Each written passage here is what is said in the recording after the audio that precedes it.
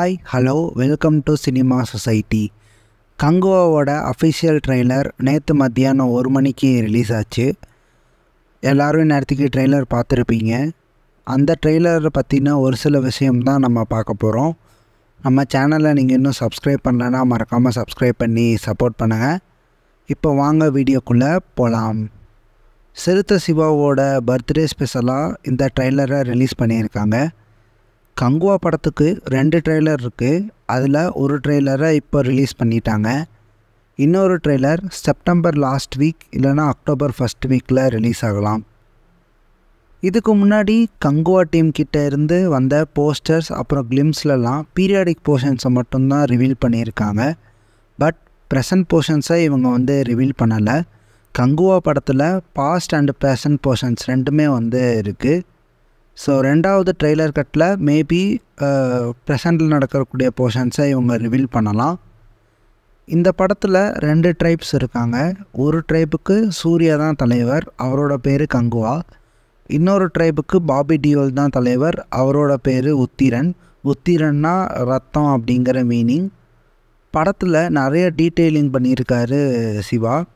அதாவது வில்லன் அப்புறம் hero கேங்கோடைய costume ஆகட்டும், அப்புறம் பார்த்திங்கன்னா கலர் கிரேடிங்லேயும் நிறைய வித்தியாசத்தை காட்டியிருக்காங்க. வில்லனோட கேங்கை காட்டுறப்போ பார்த்திங்கன்னா orange and red colours use பண்ணியிருக்காங்க. ஹீரோவை காட்டுறப்போ ஒரு க்ரீன் அண்ட் ப்ளூ கலர்ஸை யூஸ் பண்ணியிருக்காங்க. ட்ரைலரில் மியூசிக் நல்லா இருந்துச்சு.